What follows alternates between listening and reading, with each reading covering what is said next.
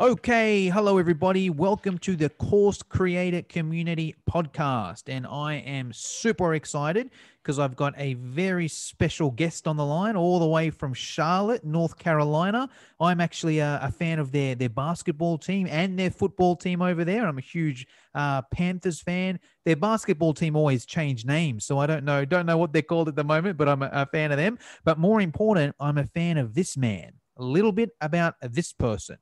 He specializes in running paid advertising, so Facebook ads, YouTube ads for online course creators. Now, there's a lot of experts out there running Facebook ads, right? But some of them do it for higher ticket coaches, some of them do them for e-commerce, some of them just take on Eddie Idiot because they want to make money for themselves. But this man's very specific. He'll only take on online course creators, ideally low ticket as well. A couple of his stats: he had one client who sells a $27 course, and he was able to get that client to generate $1 million of revenue in 5 months with a $27 course.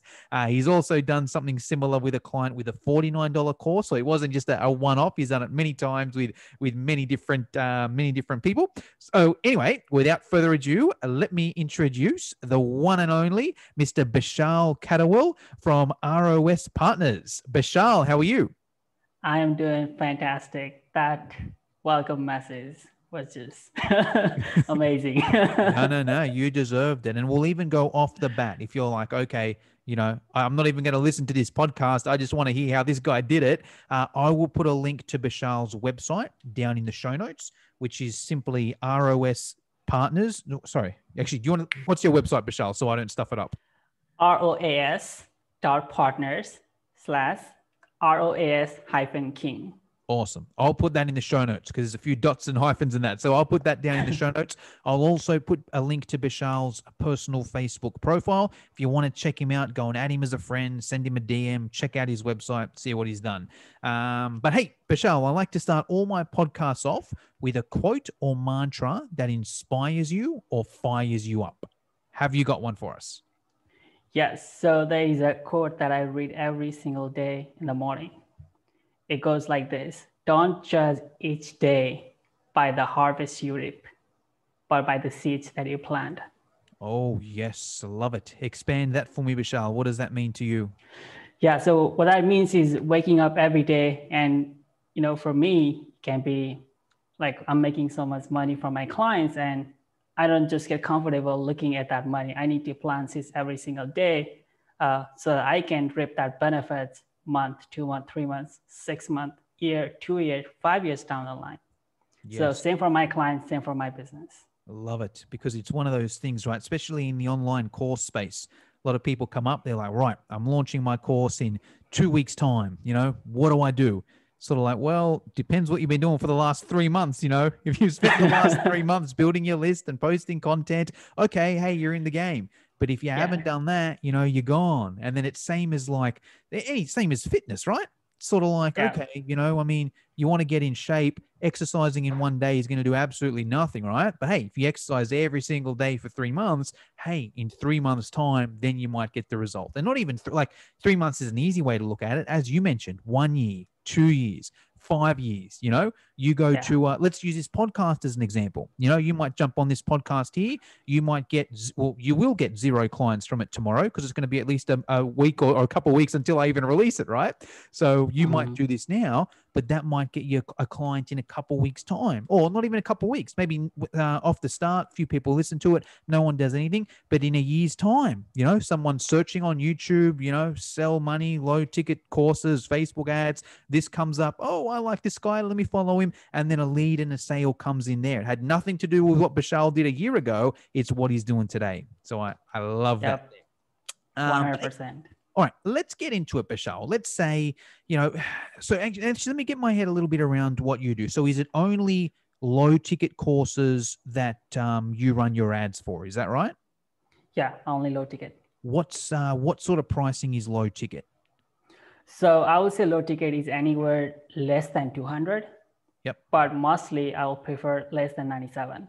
Okay. If you are going after cold, I would prefer even less than 77 and 47. Love that. And it's good. This is why I'm so excited to have you on here, because it's almost a lot of what the gurus say, right? A lot of the gurus like, hey, you got to sell your services for at least $2,000. That's what you need if you want to make money. But a couple of the flaws I see with that is sort of like, all right, hold on. That's all well and good if you're targeting your warm traffic, but if you're targeting a cold person, who the hell is going to pay $2,000 for someone that they've never heard of, right? And I Yeah. don't know what your funnel is. Maybe if they're watching a webinar, they're jumping on a call, okay, then maybe. But if it's like, hey, I just want someone to look at my ad, click the button, buy the thing right now, $2,000, not many people are going to do that. But Yeah. $200, okay, yeah, I might do that. $97. I'm willing to blow that, $47, man, I'll get that for sure. Even if it sucks, it's only $47. It was worth the risk. So I Yeah. love those examples there. So, all right, I'm going to hand it over to you, Bishal. Where do we start? Let's say, now, obviously, if someone wants to start running Facebook ads, the best thing they do is just reach out to you and, get you to do it. But let's say they want to, muck around on themselves to start with. They've got a, whatever, $100 course, let's say. What do they do? What's the first thing they need to do on Facebook? Well, actually, let's go back a step. Do you prefer Facebook or YouTube? I prefer both. I use both of them as a supplement for each other to grow. Okay, let's start. Let's do Facebook, because I think most people listening to this will be more familiar. Where does someone start? They've never run Facebook ads before, but they've got a $97 course. What do they have to do? The truth is, it does not start with the Facebook. It starts with your offer. What do you have with your funnel? Facebook is very simple, I will tell you. Facebook is very simple. I would rather have a mediocre Facebook ads media buyer and a great funnel with a great offer than having a mediocre funnel, mediocre offer with a great media buyer. Yes. So it has to start with the funnel. Yes. And so offer. Let me make sure I've got my head around that. If you don't have a good offer and you don't have a good funnel, you can't just find someone who's an expert at Facebook ads and think they're going to solve all your problems. They probably won't even take you on. If you don't have a proven offer and you don't have a funnel, it's probably not going to work, right? But let's say if you've got a good offer and you've got a good funnel, you could even be a bit of an idiot. You'd probably just, as long as you somehow get it in front of the right people, you're going to get some traffic. And obviously, if you marry the two, you've got someone who's an expert on Facebook ads. They can look at it and be like, okay, great. This is a good offer. This is a good funnel. Yeah, I'm going to run the ads. So I love that there. So let's spend a minute there. Let's talk about probably the offer first. So what makes a great offer, Bishal? Say someone's got a $100 course. Is that a good offer, or what does it depend on? What can they do? What can you tell us about the offer? Yeah, 100%. Many things depends on industry as well. So if you are just another guru, well, not a guru, but if you're just a guy trying to help lose weight, then you're just like everybody else. There is nothing much you can do. But there is this course called Reiki course, R-E-I-K-I. Do you know what that is? I've heard of it. It's Reiki. It's Reiki. Like a yoga sort of thing, or it's related with the chakra or something. It's very niche and it's different. It's something that nobody has ever heard. But people buy that course because it's not mainstream. It's not like everywhere, like lose your weight, $27. Yes. So it has to be different than what you have, like that you see normal every day on the Facebook ads. So, but that doesn't mean that you want to make money with the fitness lose weight thing. You can still do it, but you have to have a good idea, really good idea, big idea. Love it. Let's spend a minute there. So I love how you use that fitness example, because I work with a lot of fitness trainers in my other job, right? Or my other business. And, it's like if anyone just wants, hey, I'm selling an online fitness course or an online weight loss course, they just don't get any traction, right?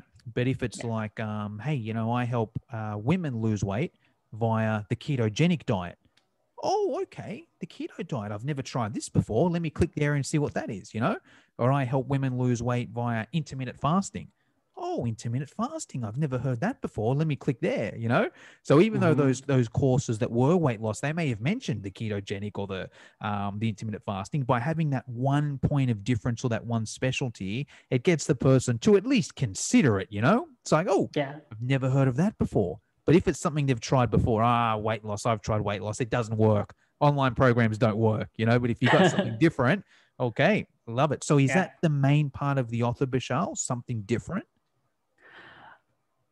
You can say that. I have a client right now in same weight loss, but she helps people with the hypnotherapy, and we're making money at the front end. Yes. So it works. Like I said, I'm not saying the fitness industry won't work. That's just the way you can position it. It's how you differentiate it from the mass market. Love it. So there's other thing that I want to touch base on the offer is also how you position it. So you can say, hey, it's $27, you get XYZ. Or you can say, hey, here is the $27 course. I want you to keep it. I'm not going to charge you, just put in a credit card. I want you to keep it. After 7 days, if you don't like it, just return it back. But if you don't do anything, we're going to charge $27. Love it. Most people are never going to contact you. Yeah. It's because you feel like a tight ass, you know? It's like, oh, it's $27. You know, it's my fault I didn't open it. You know what? I'll do it. That is true. Yeah, but they're going to sign up because they feel like they're getting it for free. Yeah. You see? We're not going to charge any card, so they're not going to see anything in the bank statement for 7 days. So it's how you position it as well. Yes, love that. Yeah. Awesome. All right, cool. There's some good tips with the offer. You know, let's make it different and let's find a way to position it to make it a no-brainer. Now, the funnel. So let me get my head around this. When you refer to a funnel, Bishal, because there's many different variations of it, right? Are you talking about someone goes to, is it a sales page where they buy then and there? Or do they enter their email address and opt in first and then see the sales page? What are your tips, or what does a standard funnel look like there to you?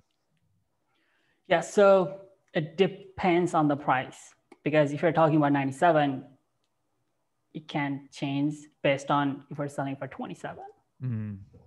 So I'll give you an example for 27, less than 47. If you have less than 47, then I'll run direct to the sales page. Gotcha. Direct to the sales page. If they want to buy, they go to the second page with the order page. Gotcha.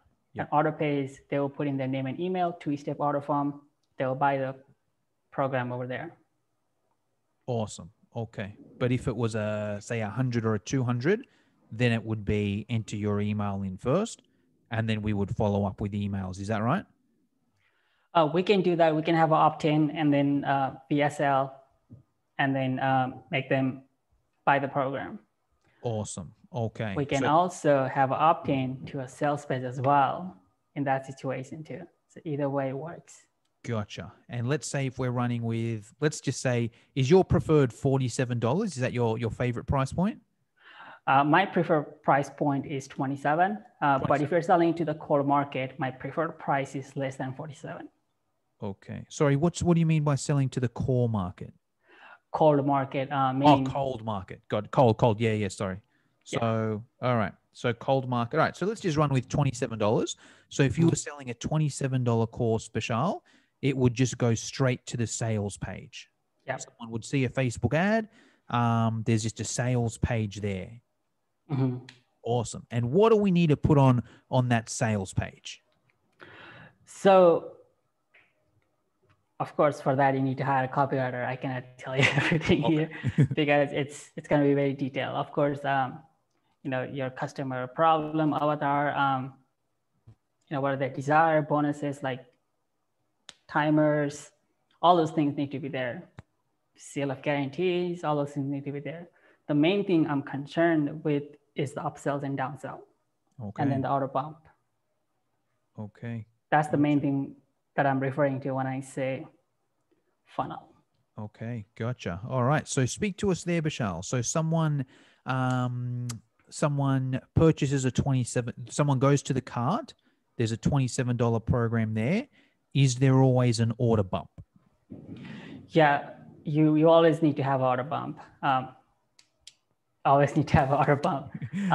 If you have a $27 offer, you need to at least have one order bump around 17, 27, 37, whatever price point you want to put in, at least one order bump. Gotcha. And just for the listeners, in case they're not sure, and just so I can confirm, an order bump is just a box that you can tick, right? They go to the cart. It's it says, hey, it's $27. And then underneath that, a lot of the book people do it, So, hey, buy my book. Do you want the audio version as well? Just tick this box and they add on another $17 or whatever it is. But it's on that one page. That's the difference between an order bump and an upsell, right? The order bump is on the page. The upsell, you actually need to, enter your details. Then another little thing pops up, right? For upsell, just a second, someone's calling. Another client, right? Probably the $1 million client. Hey, give me another $1 million, Bishal. For upsell, you don't have to put in any information. Once you buy the product, you go to the upsell page, the first upsell, and you just say yes or no. Like you don't have to put in any other information. Gotcha. Now, upsell pricing, same as the order bump, 17, 20, 15, $20? It depends on, so it can go from anywhere from 67 to 97 to 197. Oh, upsell. Gotcha.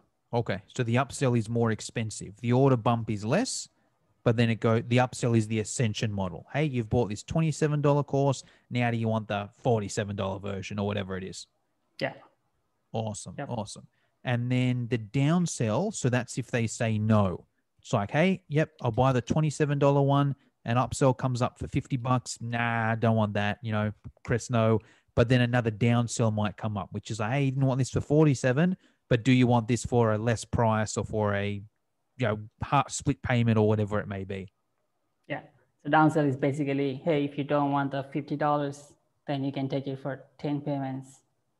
$5 or something. Yeah. Gotcha. Awesome. Yeah. Okay, cool. So that makes sense. Now I'm getting my head around this here. Now, let's say someone's like, let's say someone's like, hey, I've got all that, but it's not tested.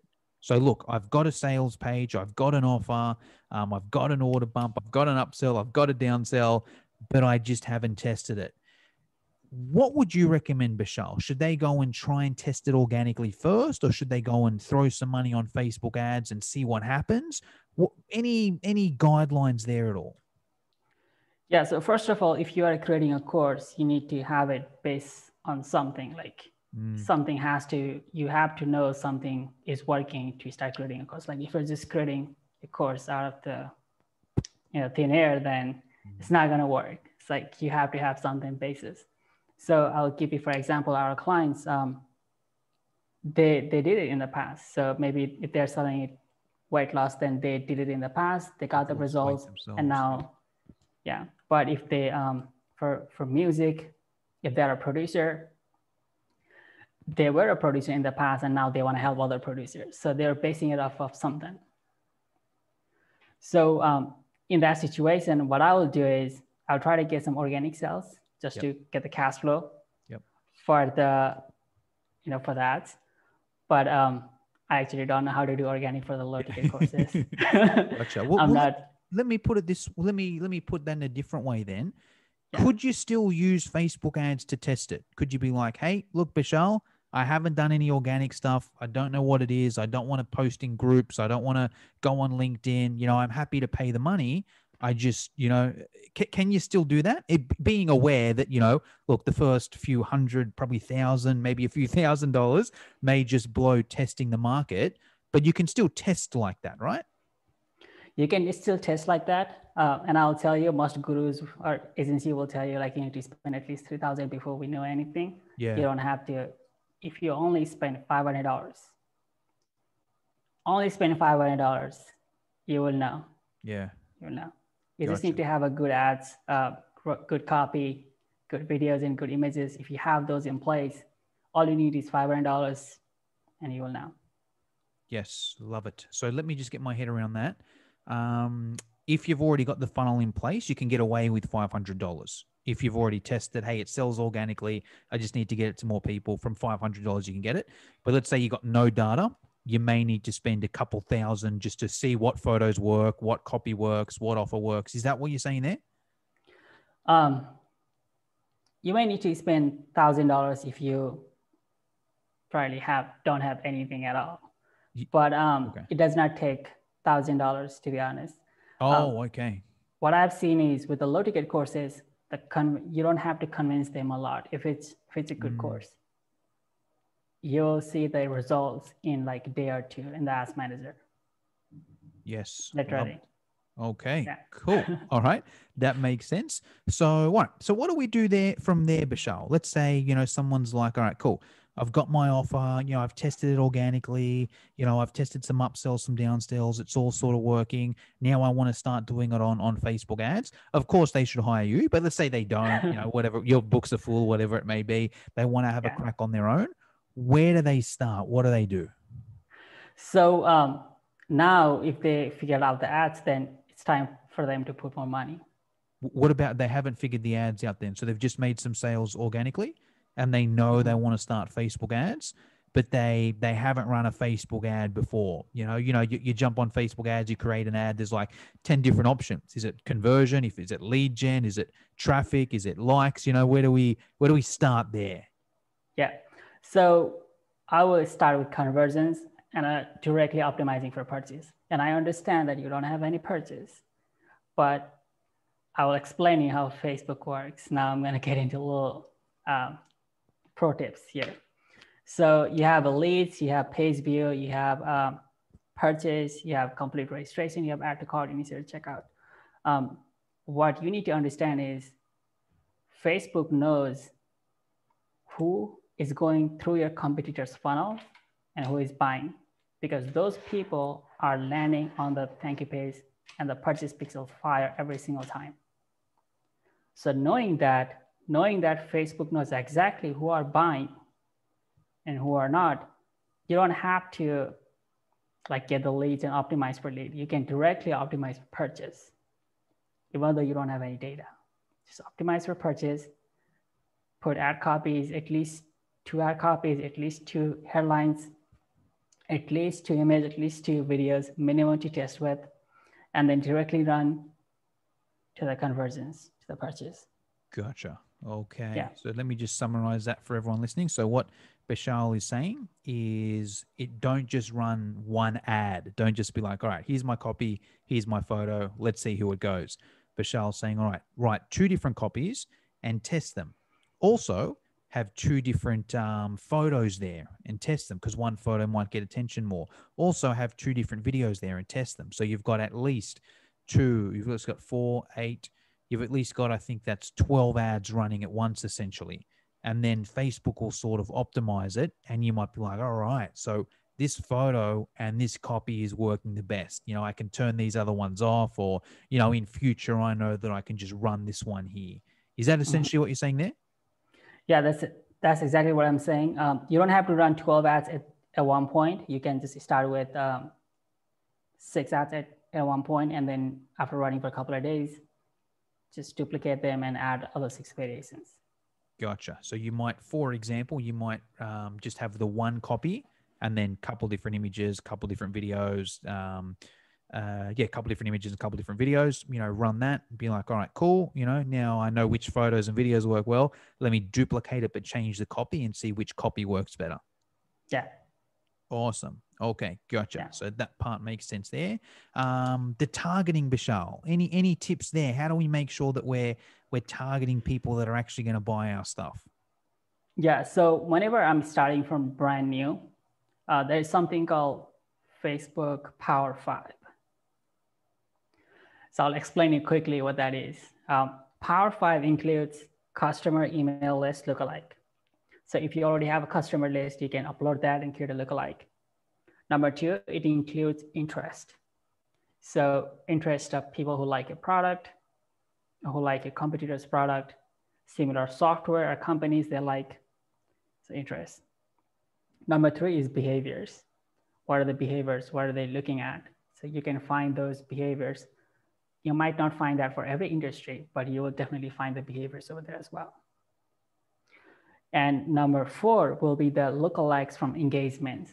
What that means is people who engage with the Facebook page, people who engage with your Instagram, people who engage with your videos. So you can create lookalike of those as well. So those are for, there is one more, which is not often used to work in the past. Now it is not. So I'm just adding as optional. That is open. You don't even target anything. Mm-hmm. It's just like open, Yeah. no targeting. Yeah. So right now, just leave the open. We have four ad sets. One lookalike of email list, one lookalike of interest. Well, not lookalike, one just interest is stacked, another behavior is stacked. Then last one will be lookalikes from engagements. So you will have four different ad sets, just all of them stacked, completely stack them, auto placements. And you can set your age. If people from 25 to 45 buy a program, then just set the age. And then if women's either customer, do the women, or if it's men, or if both of them, then just don't select anybody, just leave it open. So that is the Power 5. You completely stack everything in one, auto placements, and you leave the Facebook do the work. Gotcha. Okay. So let me get my head around that to make sure I've got it. So let's say you start a campaign, right? You say, right, it's a conversion campaign. Do you run, is it just one ad set that has all of them in there? Your lookalike email, your interest, your behaviors, your lookalike engagement, or do you have a different ads, or do you have 4 different ad sets with just one of those in each ad set? 4 different ad sets with one of those. Okay, awesome. Because then you can test as well. You can be like, well, hold on, these email list people lookalike suck. I'm going to turn that off, but these interest people are pretty good. Let me keep running that there. Yeah, 100%. Awesome. And I want to explain the idea behind this. The idea behind this is you're going as broad as possible. You're putting this wide net in the market to see which one works. If you might probably have heard, like, people who live in North Carolina, people who wear hat, people who might like socks, like, you don't want to narrow those down. Like, that's not going to work. Facebook is very, very intelligent. Facebook knows who are in the market, who are not in the market. So what you want to do is you want to go after lookalike engagement, interest, lookalike email list. You're just putting a wide net, and Facebook calls it Power 5, and it really works. That's how we start in a brand new account. If we don't have any data. Gotcha. Yeah. All right, cool. That makes sense. Now, question for you and your services, Bishal. Let's say someone listening to this, they're like, okay, this all sounds good, but I don't know if I want to, come up with the copy on my own, come up with the photo on my own. If you were working with someone, do you come up with the photo and the copy? Do they come up with it? How does that sort of work? So for us, we're an agency. I have a team of designer, video editors, team of copywriters. So we do all the work.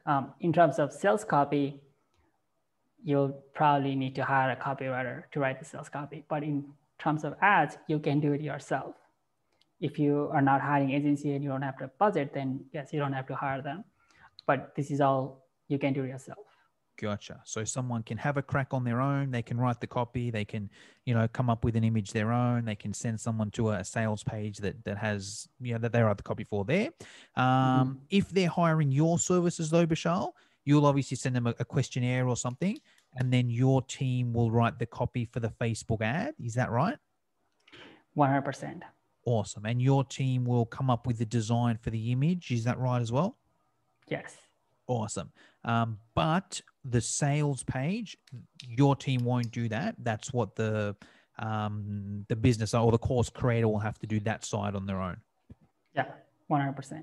Awesome. All right, cool, man. That all makes sense.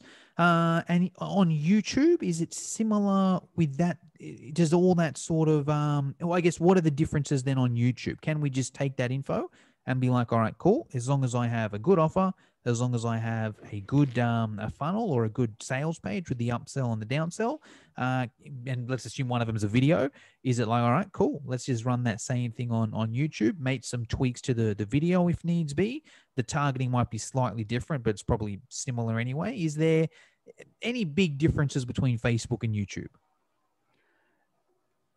Yes, there is a little bit. So there is definitely a little bit of difference. The first thing is what works on Facebook might not work for YouTube.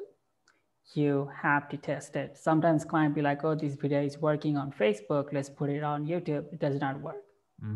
because YouTube is a different platform and the people in there are different people. Like they're there looking to educate themselves. Facebook, they're just wasting their time. In YouTube, it depends on how you target as well. Somebody might be in a buying mode right now based on what they're searching. I want to lose weight. So they're in buying mode.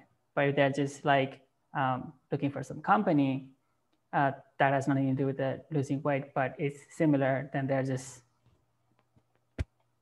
in the market for nothing. Gotcha. They're just looking. So you can educate those people from just looking to kind of interested to, yes, I'm interested to buy. So it depends on what you're targeting as well. So I'm going to jump into on YouTube strategy. That would be the most important one that everybody wants to use. That is target your competitors' traffic. So in YouTube, give me your competitor's name. Do you have any competitors? Let's say, or it can be for your clients or any other company that you want to target. Awesome. Let's just say, I'm just going to say one of my friends to make it easy. So let's say I've got my business fitness education online. And then I've got a friend, Danny, who runs a company called AxeFit, who's got quite a decent sized YouTube channel. And she's got a similar audience to what I do. Got it. So you can literally select that YouTube channel. Boom. Just run at it, all the videos. You can even exclude some videos from that channel that you might not like it. But you can also put his company name, xfit.com or whatever it is, dannyxfit.com. And everybody who visited that website, I want to add to those person. Oh, so it doesn't just have to be the YouTube channel. It can be the website as well. Yeah. So if, if I can target anybody who is going to your website right now. That's crazy. Yeah. And that's where we start. I call it the warm audiences because it's not hot. They're warm because they're looking for something. They're visiting your competitor's website. They're definitely interested. They know the problem and they're aware of the solution that it exists. Love it. They have not decided yet. Okay. Question here, Bishal. So YouTube is obviously very video based, right? Yeah. Does the course creator come up with the video on their own? Do you give them, say if they were working with you, would you give them a script? Do they just have to come up on it on their own? How does that sort of work? Because I haven't used much YouTube ads myself. I've used a lot of Facebook, haven't used a lot of YouTube for that reason. I'm like, well, what do I say on this video? Where do I take it? What's the plan? How does that work if someone was to work with you as an agency? Yeah, so we definitely give them the script. Okay. Not word by word, but angle, like what you do, what you say, in what part, what you say, but not 100% exactly like word by word that they can read off of. But an angle. It'll be fake anyway if you do that, Yeah. And also you won't know the answers. They should be the expert on what they do, Yeah, 100%. 100%. Yeah. Awesome. Okay, cool. And then budgeting wise, is it similar? You should spend the same on Facebook, on YouTube? Is it more expensive on Facebook? Are leads more expensive on YouTube? What can you tell us there, Bishal?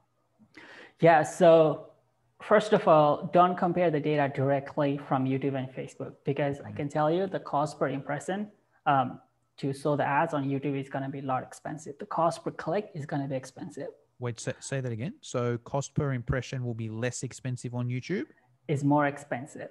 Cost per impression is more expensive. Okay. Yes. And cost CPM per click is more or less on YouTube? Is more on YouTube. Yeah. I never click anything on YouTube. Never. But Facebook, I click heaps. Yeah. So it's expensive on YouTube, but here's the thing. We get cheaper CPA on YouTube, because whoever click, they end up buying, most of them. Yeah, gotcha. So what's going to happen is if you have 100 people come from YouTube to your page, then 7 people might buy. But in the same case in Facebook, 100 people might come, but only 3 people might buy. Yeah, gotcha. So the CPA is going to be a lot cheaper on YouTube. Okay. Even with, so let me ask this question here. Someone's like, right, I'm just going to use one. I'm going to use one platform, and I've got $1,000, and my goal is just to make as many sales as possible. Would you make more sales on YouTube than Facebook? Is that what you're saying, or in the stats that you've seen? I will start with Facebook. Okay. Why is that? Because it's easier to figure out with Facebook than on Okay. YouTube. Yeah. You have to have a good video. It's kind of very, very, very, very important. Like that's the one thing, because like I said, in targeting, you can literally put your competitor's website and be like, that's who I'm going after, and that's it. You know, that's the audience. You don't have to like think hard for that. You need to figure out the videos, and that's the hardest part on YouTube. Yes. No, that makes sense. Awesome. Cool, man. Well, hey, that's pretty much all I wanted to talk about Facebook and YouTube wise, Bishal. But there's a couple questions I just always like to finish up with. Now, the first one is around mentors. So you're obviously now a mentor there for plenty of people that want to sell more of their courses. I'm curious to hear who your mentors have been, Bishal. And it can either be a paid mentor, someone that you've paid money to, a free mentor, someone that you haven't paid money to, but you follow them on social media, you watch their strategies, whatever, or a book that you've read that you recommend everyone that wants to sell more online courses should read. Yeah. So my life changed when I joined Traffic and Funnel. Do you know what that is? Do you know I'm a huge is? fan, but some of the listeners may not be. So let us know about what's Traffic and Funnels. Yeah. So the reason why I do course creators, why I work with course creators, is because I was an employee there in Traffic and Funnel, and they have the low ticket course. They sell the low ticket course at the front end. So they're selling $49, $7, $97 product. And that's what I really learned how to sell these courses. And I was spending about $400 to $500,000 per month on ads. Oof. You'll learn a bit with that, right? Yeah. So I was there for a while, and I learned a lot. So, but I also followed Chris and Taylor. So I have joined their high ticket program as well. They have been a mentor. I'm not in their program right now, but I still follow them, what they say, what they do. I see it. So they're definitely one of my mentors, and I'll definitely say they changed my life. And I recommend everyone go and follow Traffic and Funnels. They've got, I don't even think, they don't have a group, do they? It's just a Facebook page. They have a Facebook group. They do as well. Okay. I might have to join that group, but yeah, I see all their ads. You know, I love what they do. So yeah, I'm a huge fan there. Awesome. All right. Well, hey, Bishal, if someone's listening to this and they're like, all right, you know, I want to make $1 million in 5 months. I want to reach out to this guy.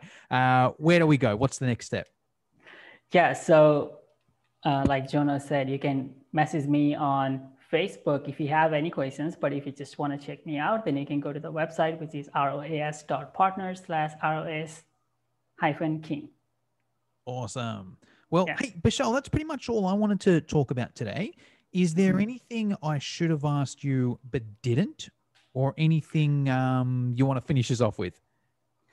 Yeah, I want to finish off by saying that ads is not the important thing. Most time people think that I want to hire this awesome media buyer that's going to do the awesome job and everything's going to solve, and I'm going to be on cloud and everything's going to be just amazing. The money's going to rain. No, it's not going to happen. It starts with your offer and a funnel. If you don't have that, you can hire any media buyer you want for it. That's just what it is. So. Yes, no, I agree with that. And even even the way I look at it is, I guess, selling. It's like you need to be able to sell your thing. Like Facebook ads will be able to get you in front of more people. That's the goal of Facebook ads. How can we get you in front of more people? But if your offer is weak and your sales process is weak, doesn't really matter how many people you get in front of, right? But if your offer is strong, you know, your sales process is strong, okay, now let's combine those two together. So I'm glad you brought that up. Well, hey, Bishal, thank you very much for your time. Absolutely. Nice talking to you.